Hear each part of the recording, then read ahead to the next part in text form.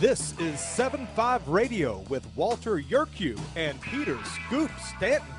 This is the radio show that will break your neck, if your neck needs breaking.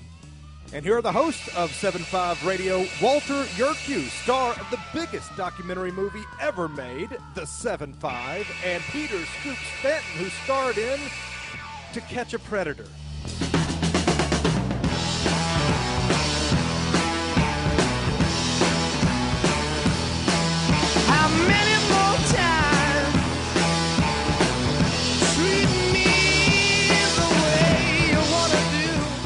Good morning, good afternoon, good evening, one and all. This is Peter Scoop Stanton with Walter Yerkew on 7.5 Radio. Check us out at 75radio.org, the number 75radio.org.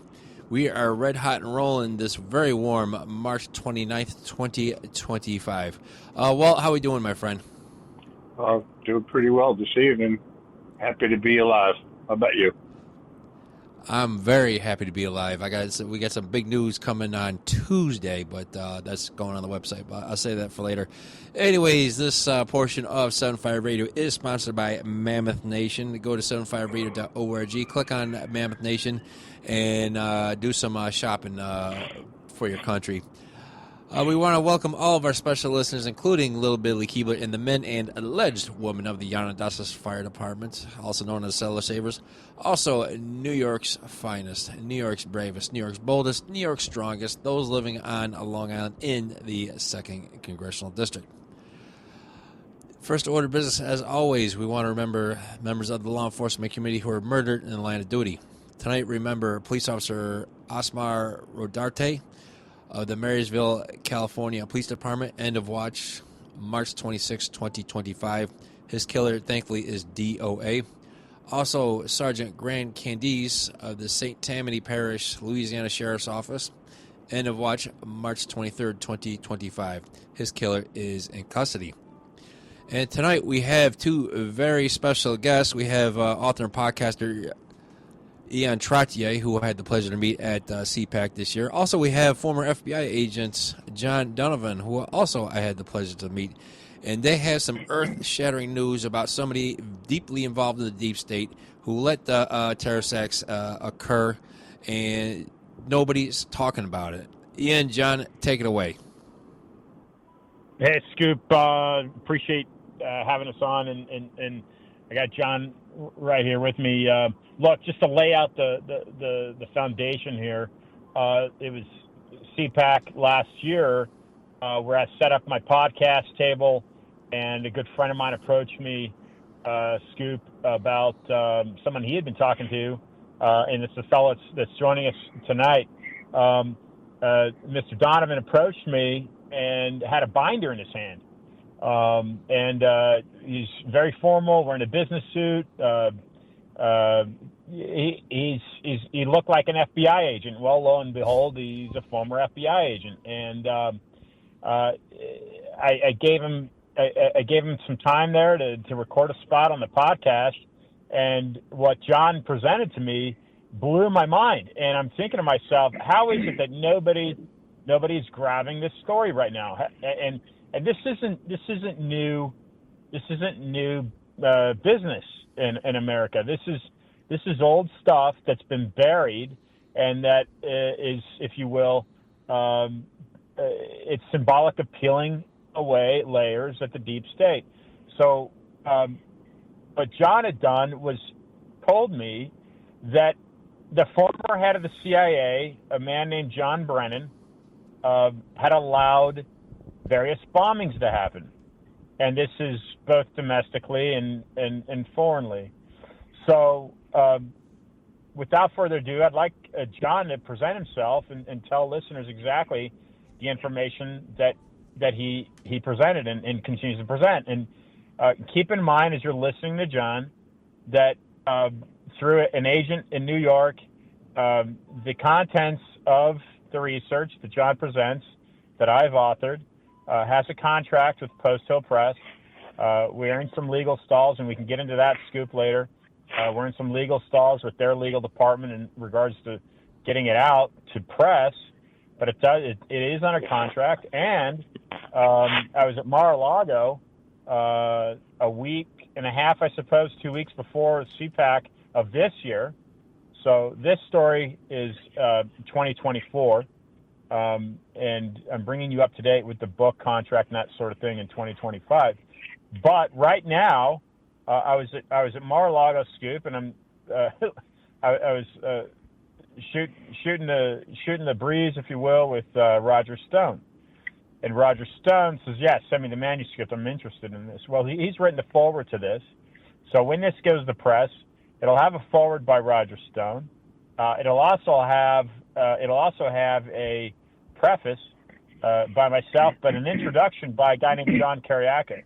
And John Kiriakou is also is a CIA. Well, he's a CIA whistleblower, and he's contributed to the introduction. And another key element is it will also have a paragraph by a guy named Brooks Agnew, who's a great guy. You can watch him with Nuri. I can't remember the host. He's a very famous host. I can't remember. I don't think of his first name, but Nuri, Norrry, Norrry on Gaia. Anyway, if you're not familiar with Brooks Agnew, so that's a little bit with that, and getting into a little bit more of what's going on with the research behind John Brennan that John presents. It'll blow your mind, and we're working on getting Kash Patel's attention to get an investigation open on this, and also Pam Bondi's attention. But John, what was going on with your research under open source as you had left the FBI maybe 15, 20 years ago? Ladies and gentlemen, John Donovan. Thanks, Ian. I appreciate the introduction there. As Ian knows, I actually left the FBI in the year 2000, so I haven't been an agent for 25 years now. However, once trained, you're always trained, right? In 2011, I was an open source intelligence analyst, a person who, for commercial clients, you just look at what's published in the media, what's published online, social media accounts, and you try and draw the information together to come up with a plausible description of what is actually going on. That was my job in 2011. There was a terrorist attack in Norway by a guy named Anders Breivik. He blew up a car bomb to try and kill the Norwegian prime minister, and then he murdered 69 people on an island that was a political convention that was going on the island. And he published his manifesto. I read some of his manifesto. Really what I was looking for in what he published was his preparation for his attack, because that's what I could report to my clients. I noticed that he actually put his entire preparation diary into his manifesto. And people can go download and see a version of that to this day if they would like to. When I read the manifesto, read his preparation diary, it became apparent to me, based on my experience when I was an agent, that there was no way U.S. intelligence didn't know about this guy at least 6 months in advance. And I made a report to the FBI about the fact that there was no way that this could have happened without U.S. intelligence knowing. I was able to point out certain data points that would indicate that. And then the next day I was fired for making that report. However, and I wasn't able to work for the next 2 years, which was pretty unfortunate for my wife and my kids. But then I started looking at, well, who would have transmitted this information to the Obama administration from the intelligence community? Who would have been their go-between? And I realized it would have been the National Security Advisor for Counterterrorism. At the time, that was John Brennan. So I started looking up everything I could on John Brennan, and made a timeline of everything I could find. And I noticed that in the White House visitor logs, there was a particular individual who visited John Brennan 2 days before the attack, the day before the attack, the day of the attack, then 5 days after the attack, and then on 2 other dates related to this guy Breivik, psychiatric evaluation, and then his trial. All right, John. This can't be a coincidence. Hey, John, we'll hold it right there. We'll be right back talking more about John Brennan. This is 75 Radio on Liberty News Radio Network. Take it away. As you are aware, America is divided over every fault line possible. This is intentionally fostered by those who do not love God, family, or country. We believe a peaceful future as a free people absolutely depends on civility. Clarion Call for Civility is looking for funding and volunteers at every level to make our hopes and efforts a reality. Please donate, sign our pledge, and help us in our sacred cause. Please visit callforcivility.com for more details. Callforcivility.com. The Foundation for Moral Law is a nonprofit legal foundation committed to protecting our unalienable right to publicly acknowledge God. The Foundation for Moral Law exists to restore the knowledge of God in law and government and to acknowledge and defend the truth that man is endowed with rights not by our fellow man, but by God. The Foundation maintains a twofold focus. First, litigation within state and federal courts. Second, education, conducting seminars to teach the necessity and importance of acknowledging God in law and government. How can you help? Please make a tax-deductible contribution, allowing Foundation attorneys to continue the fight. You may also purchase various Foundation products as well at morallaw.org. Located in Montgomery, Alabama, the Foundation for Moral Law is a nonprofit, tax-exempt 501c3 founded by Judge Roy Moore. Please partner with us to achieve this important mission. morallaw.org. Bypass the mainstream narrative with Liberty News Radio at libertynewsradio.com. Engage with charismatic hosts live or on demand. We cover the crucial news focused on God, family, and country. News that other networks simply refuse to use. Think of LNR's hard-hitting news and podcasts at your fingertips, anytime, anywhere. Join us at libertynewsradio.com. Empower your day with the truth, because the truth will set you free. libertynewsradio.com.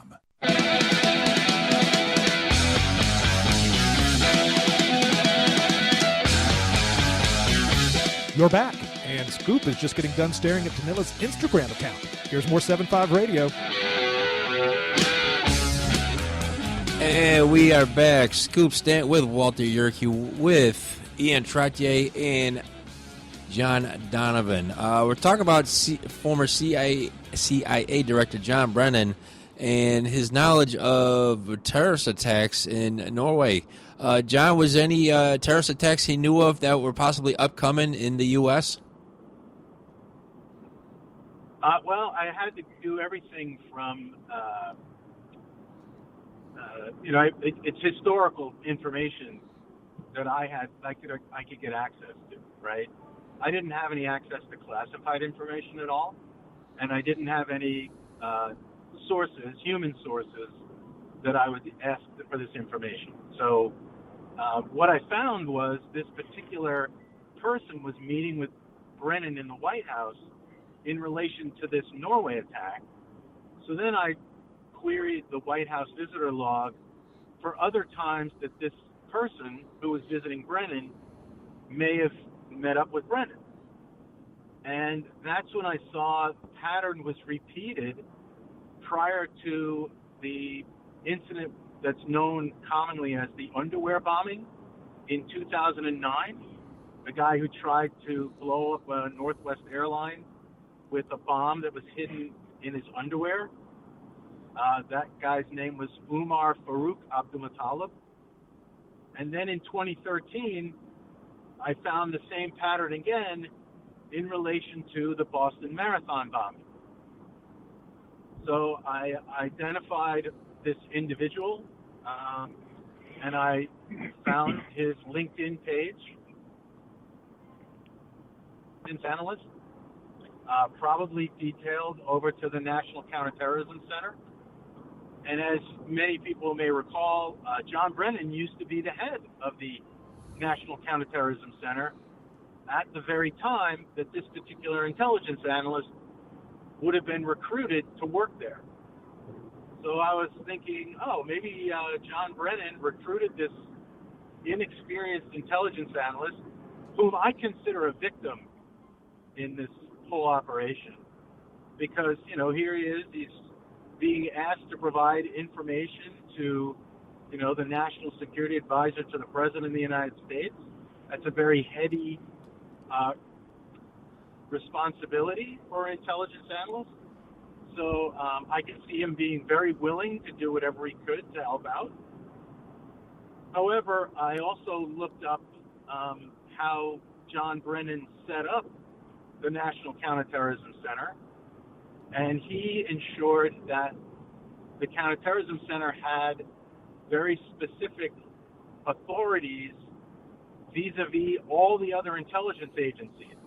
For example, an intelligence analyst at the Counterterrorism Center could open up code word compartment files and then order any other intelligence agency to send information to that code word compartment. For example, if the NSA picked up information on Umar Farouk Abdulmutallab prior to his attack, the intelligence analyst could tell the NSA, I'm opening up a code word compartment.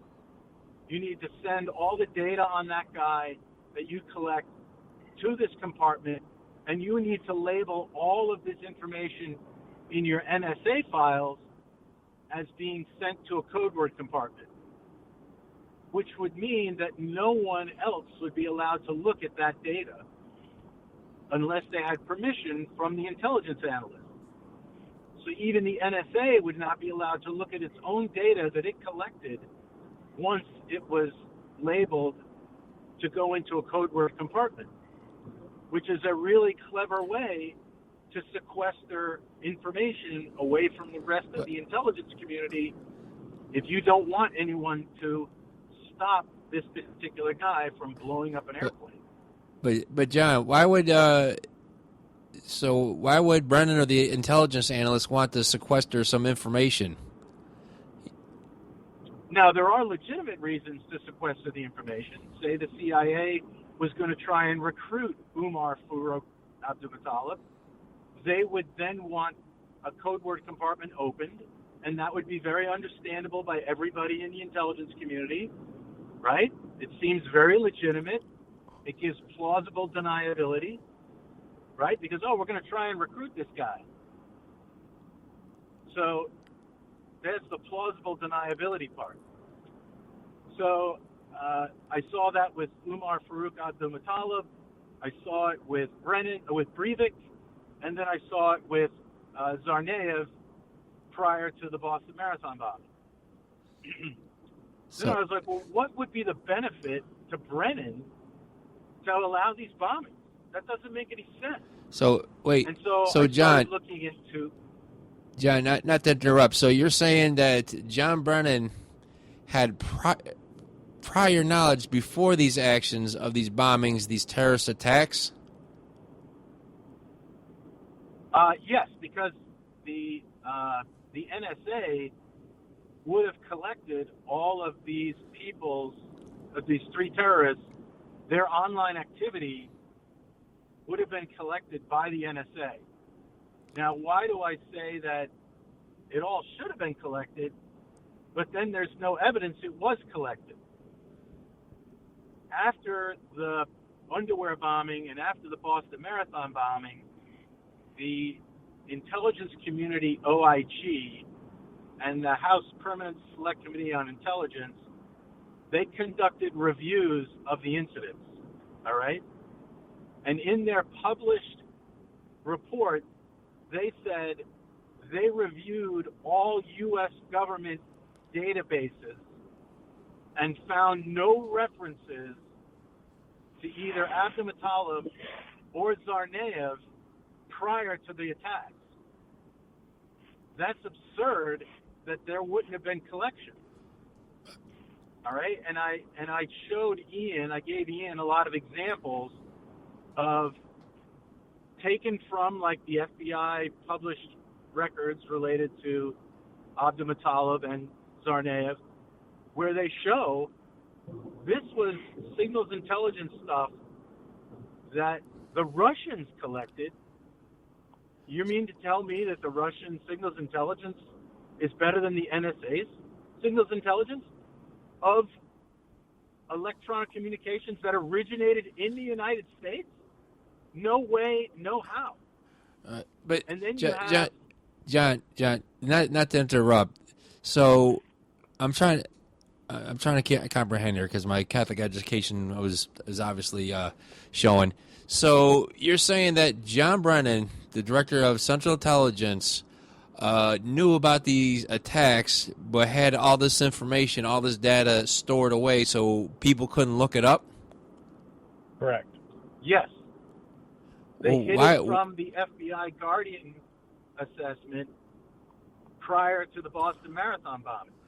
Well, why would he do that? I mean, isn't his job is to let people know, hey, we have this intelligence, this might happen.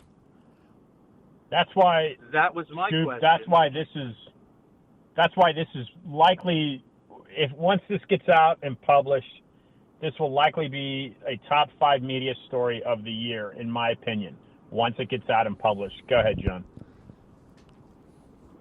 So that was my question. What would it personally benefit Brennan to allow this? Well, Brennan, he had a career in the CIA. His last position was as the director of the National Counterterrorism Center, and then he retired in 2005 and went to work for a company called the Analysis Corporation. He was the CEO of the Analysis Corporation. He was specifically hired to help the Analysis Corporation spin off from its parent company and have an initial public offering of stock sales. While he was CEO of the Analysis Corporation, he was awarded 25,001 shares of stock. That stock was kept in his Analysis Corporation 401k account. That's where the stock was held. Then John Brennan left the Analysis Corporation, went back into government service as Obama's counterterrorism national security advisor, and filled out his executive financial disclosure form. On the form, he listed the Analysis Corporation 401k, and the value of it was more than $50,000. That's what he put on the form. An Office of Government Ethics representative went over the form with him, and that representative put a handwritten note on that form. And that note says, per John Brennan, he's going to roll over this particular 401k into an IRA. The law that governs rolling over a 401k to an IRA requires the person doing it to liquidate all the assets in the 401k, turn it into cash, and the cash gets transferred over into the IRA. All right? That's the law. That's what John Brennan told this person he was going to do. Right. Then on his next... So John, Brennan retires from government service, gets a job in the private corporation, that gets rehired back under the Obama administration. So then he has to liquidate his assets for his 401k? Legally, yes, so that he would not have a conflict of interest. All right. Well, we're coming on the halfway. All right, John, hold that thought. We're only halfway through figuring out what's coming on with what's going on with John Brennan. Anyways, when we come back, we'll have Walter ask some questions. Stay tuned, everybody.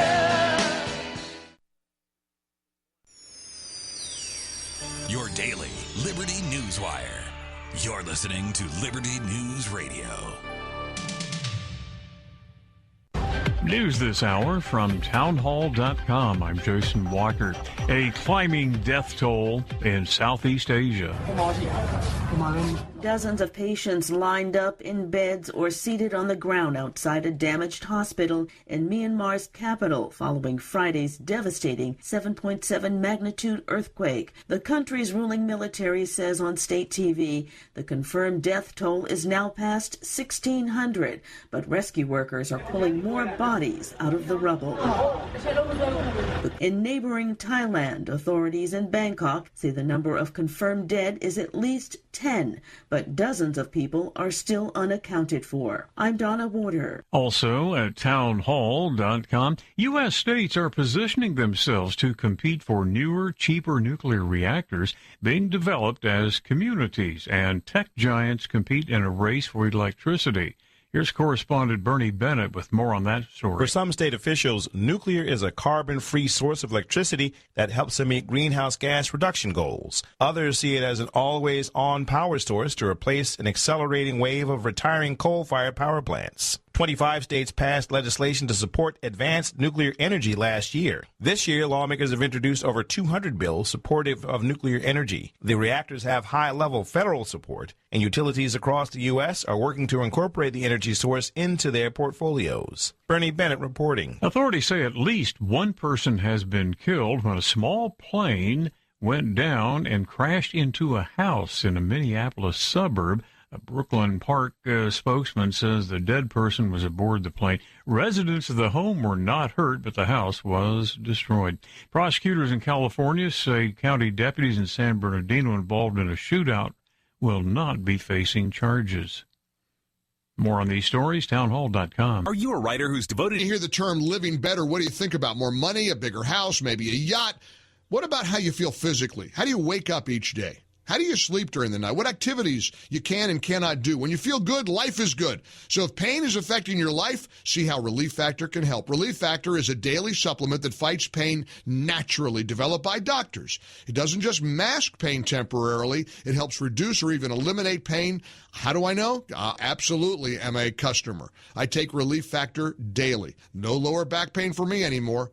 In fact, the longer you take it, the more effective it is. Give their 3-week quick start a try. It's only $19.95, less than $1 a day. Just one phone call, 800-4-RELIEF, 800-4-RELIEF. Relief Factor, relief wherever you're hurting, in 3 weeks or even days. Relief Factor can give you a chance to rediscover the true meaning of living better again. Visit ReliefFactor.com or call 800-4-RELIEF. That's 800-4-RELIEF for the one and only Relief Factor.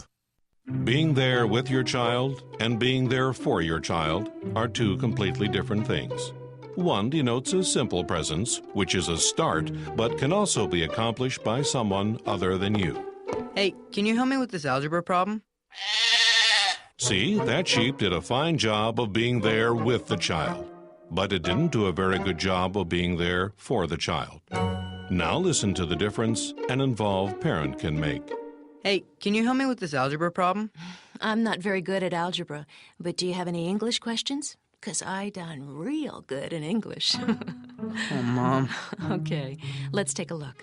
Okay, so the algebra problem didn't get solved, but something better happened. Mom was there for her child, and when you're really there, they'll know how much you care.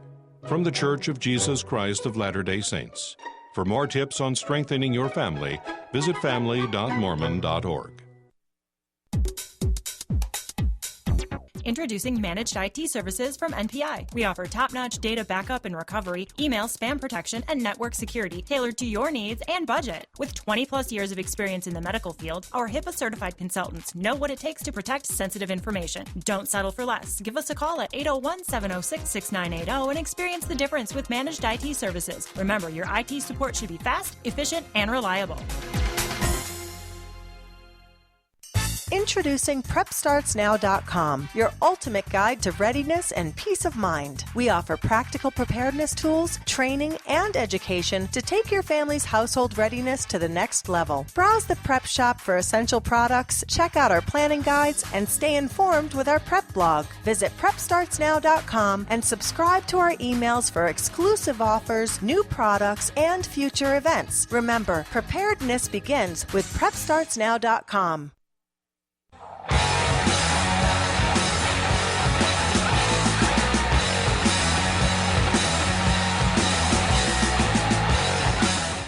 you're still listening? Here's more 7-5 Radio.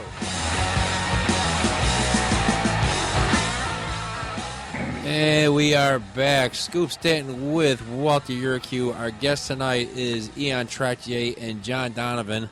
You need to check out highstakestreason.com. That's highstakestreason.com.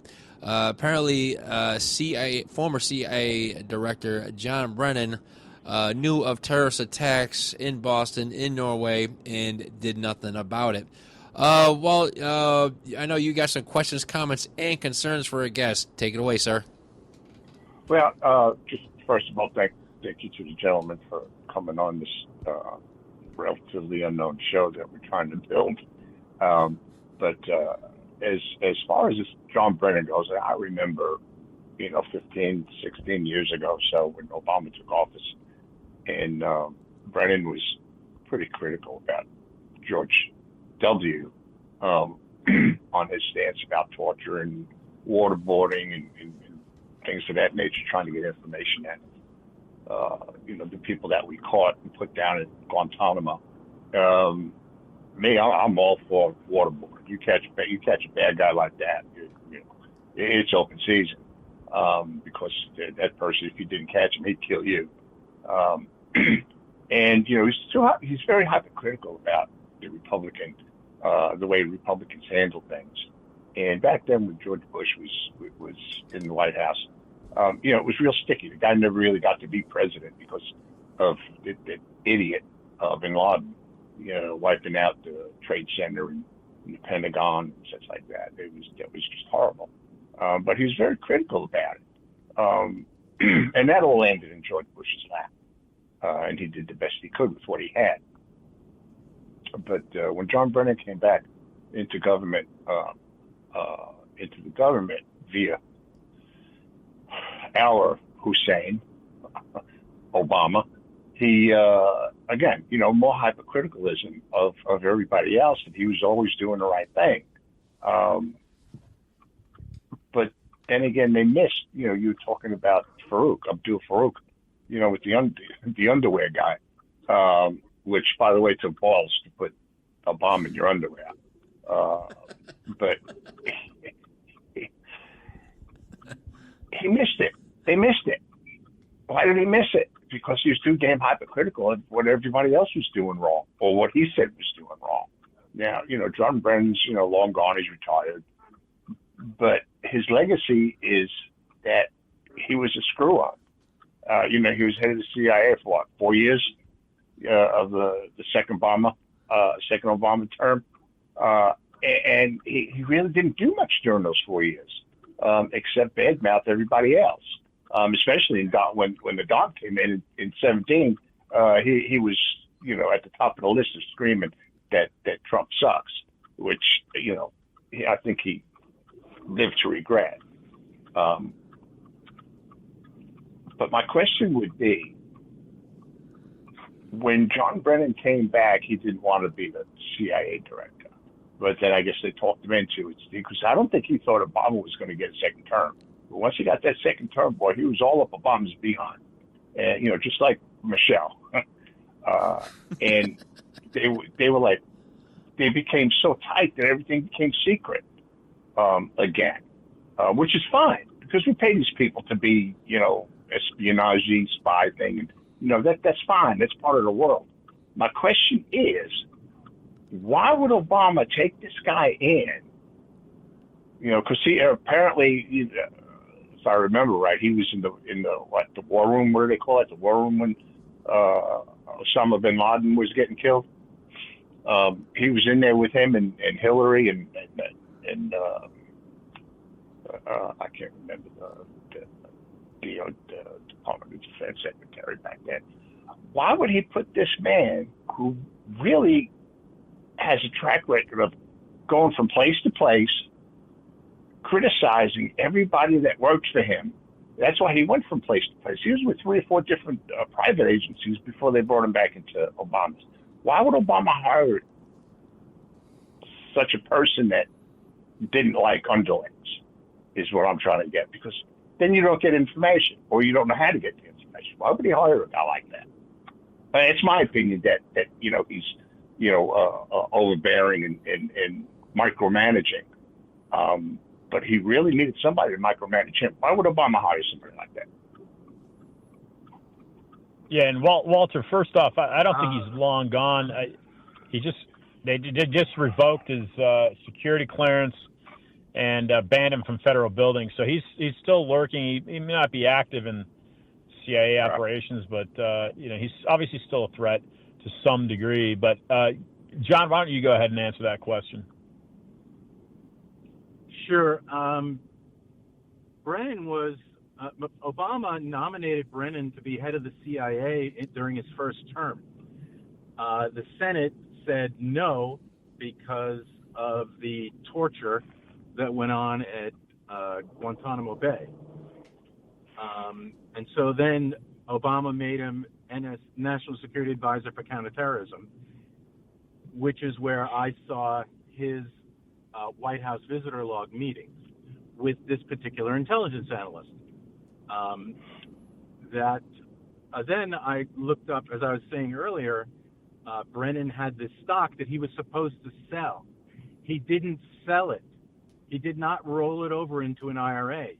He just changed the name of the 401k on his subsequent financial disclosure forms. He held on to the stock.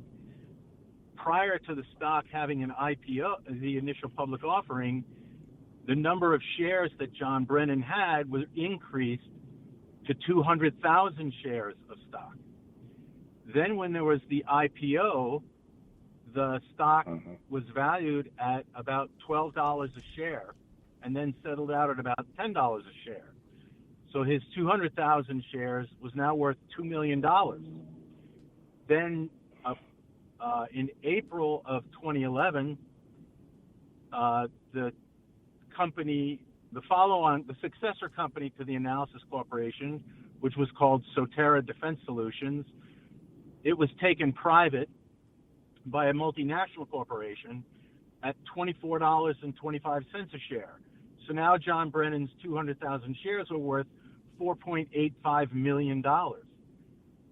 Every time there was a successful attack against the United States, the public clamored for the Congress to increase the funding for counterterrorism, which sent more money to this indispensable government contractor. Now, why was the Analysis Corporation, Sotera, indispensable? They owned the terrorist tracking database.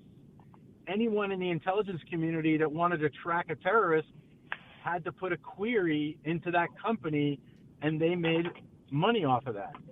Jeez. So that's why John Brennan wanted these terrorist attacks to succeed.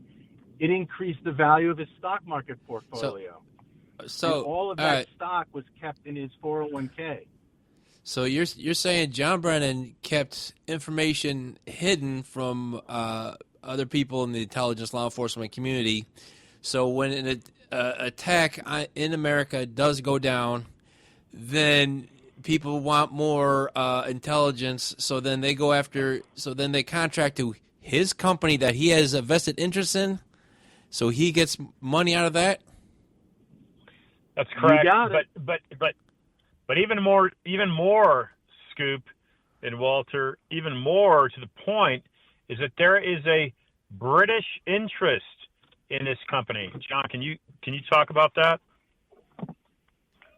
Sure. A guy named Damien Pearl, who was a very successful British private military contractor in Iraq, he made a lot of money and he wanted to buy the Analysis Corporation and take it public. He buys it, and Brennan now becomes a board member of Damien Pearl's company in the UK. Damien Pearl, former Royal Marine, with a lot of connections with MI6 and the British intelligence services. Where did the whole Russian collusion hoax begin? In London, with the help of British intelligence. So you see that they were doing this stuff against Trump. One of the reasons was because it protected Brennan and his co-conspirators, like two other people who were on the board with Damien Pearl. One was the former chief of station in London. I think his name was Jack Devine. And there was another former CIA guy who was a former deputy director, who was also on the board of directors of this analysis corporation, Sotera Defense Solutions. And they also made a lot of money off of this. Wow. And we find out that the Russian collusion hoax starts in England using British intelligence to make up crimes against Trump to cover up this. All right, folks, we'll be right back. More about John Brennan. Absolute degenerate. Stay tuned, everybody.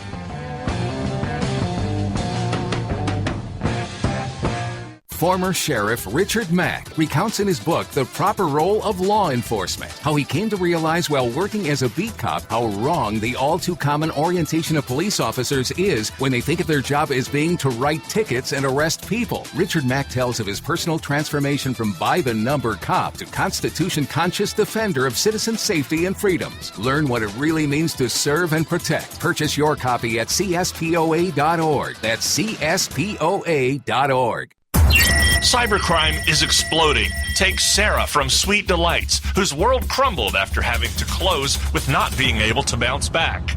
Small businesses are prime targets, but the right strategies can keep yours safe. Jay Hill, CEO of Network Providers, has co-authored The Cyber Playbook Simplifies Cybersecurity for Business Owners with Strategies to avoid costly breaches and fines. Build a strong cyber attack response. Secure your business with key protections. Cyber threats aren't slowing down, but you can stay ahead. Protect your business. Ensure its security for tomorrow. Get the Cyber Playbook today at networkprovidersinc.com/cyber-playbook or call 385-446-5500 now.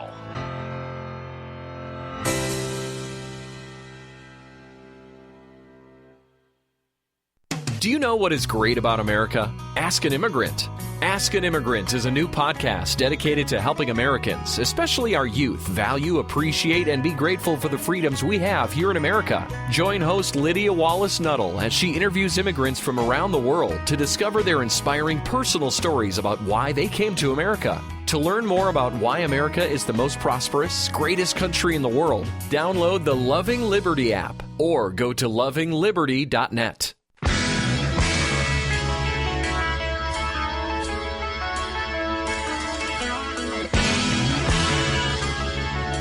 This is 7.5 Radio with Walter Yuku.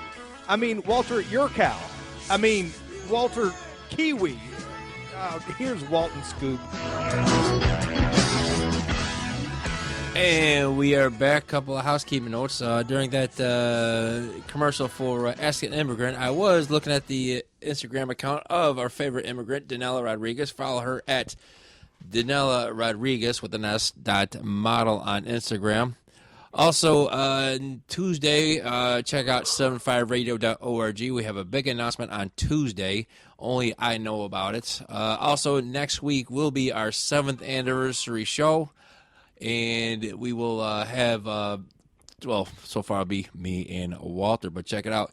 But anyways, back to this show. We have Ian Trottier and John Donovan just opening a can of worms on John Brennan. The guy kept information about terrorist attacks, did nothing about it, and the company that was contracted out to do signal intelligence was partially owned by Brennan. Well, you got any questions, comments, concerns? Because this is groundbreaking. So, what we're talking about is, he knew about ahead of time that there was going to be the Boston Marathon bombing. He knew ahead of time that something was going to happen. He knew, he says he didn't, they missed, the underwear guy. What else did he know about that he benefited from? Well, that was the Norway attack that John hit on. You want to go a little bit more into that, John? Yeah, as I said earlier, the bomber in Norway, Anders Breivik, he published his preparation diary, and I did an analysis of the key phrases that he put in his preparation diary that he was looking online to find information about, because he didn't know how to build a car bomb. He had no military training, no police training, no scientific training, so he Googled how to make a car bomb. And he spent 200 hours over a 2-week period looking up every single possible phrase, for what the chemicals were, where to buy them, where to use them, how to process them, all that stuff. And then he used the internet to order his chemicals and have them delivered to his personal residence. He bought the chemicals using his true name, his personal credit card, and had them delivered to his home. And nobody spotted that he was collecting all these things. Now, that was in 2011. Edward Snowden comes out in 2013 and reveals a lot of NSA information. One of those things that he revealed was that by the year 2008, 2 years prior to Breivik Googling for terrorism, the NSA claimed that they had 100% coverage of all internet activity in Norway. Well, if they had 100% coverage of all internet activity in Norway by 2008, then in 2010, when Breivik is Googling, what chemicals to buy to make a 1,000-pound car bomb, they collected all that. Well, where did it go? How come it didn't show up anywhere? How come nobody told Norway, hey, there's a guy who's planning to assassinate your prime minister and murder all the children on this island? That was all. The only explanation I could think of was there must have been a code word compartment opened up, and the NSA had to dump all that data into it, and the NSA was not allowed to look at it once they set up the collection mechanism. You set up an algorithm saying, hey, anybody from this IP address who puts anything online, everything has to go into this code word compartment. And in our files, we're going to mark it as it's in a code word compartment. So if anyone goes to the NSA and says, do you have anything on someone planning to do something like this? The NSA's only legal answer they can give them is, no, we don't have anything. Because they don't have authority to tell someone that there's a code word compartment that's hiding all this information. That's the way security protocols work. So Brennan, knowing how the security protocols work, he uses this intelligence analyst at the Counterterrorism Center as a cutout to set up these code word compartments and then not share the information with the people who should have gotten it. And the Intelligence Community Office of Inspector General and the House Permanent Select Committee on Intelligence both published reports saying, we checked all U.S. government databases and found no information on Tamerlan Tsarnaev. Well, that's the same thing that happened with this guy Breivik.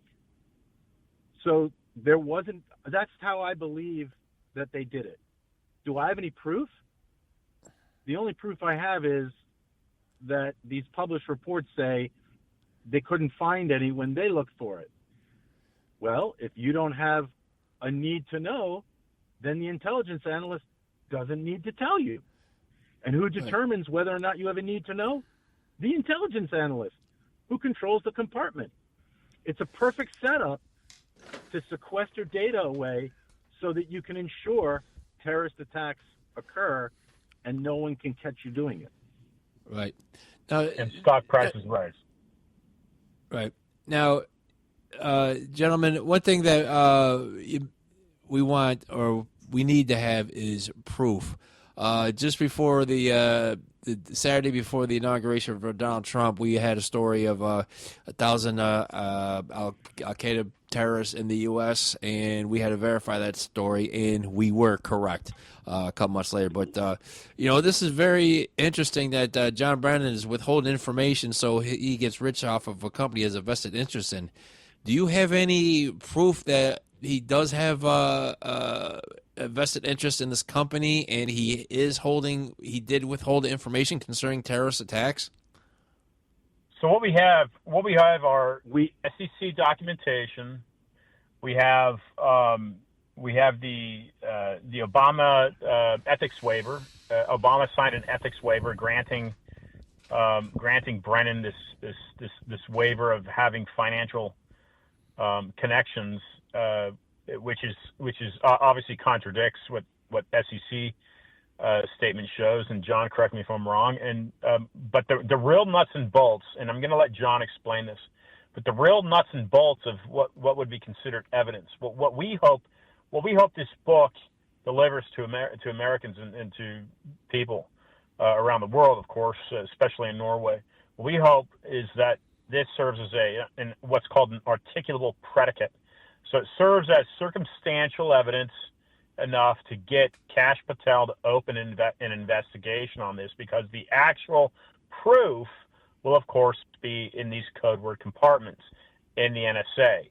John, go ahead and describe the question here. Sure.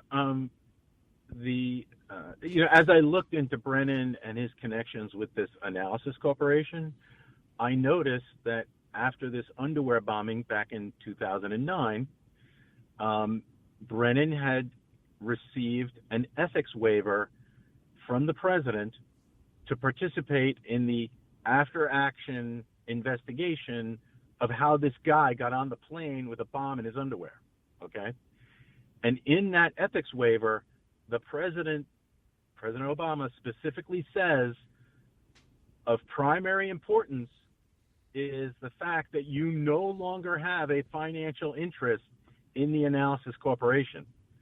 That was demonstrably false, because John Brennan, according to documents that are publicly available from the SEC, he still owned stock in that company when he was issued this ethics waiver.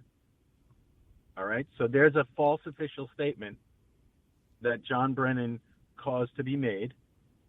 He made false official statements on all of his financial disclosure forms because he told the Office of Government Ethics he was going to roll this over into an IRA.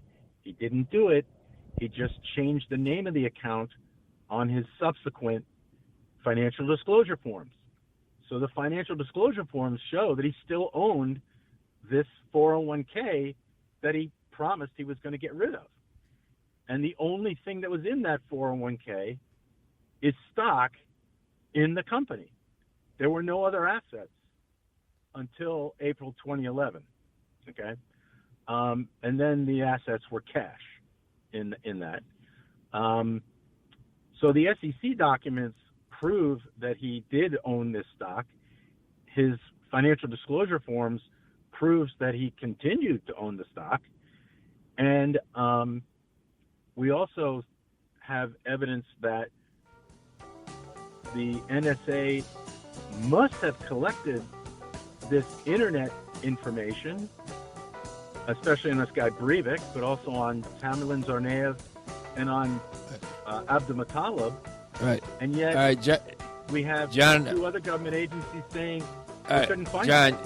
John, we reached the end. For Walter Yerke, this is Peter Scoop Stanton to remind you, you can make it different. Go out and make it. See you next week. 7 years on the air. Take it away, boys.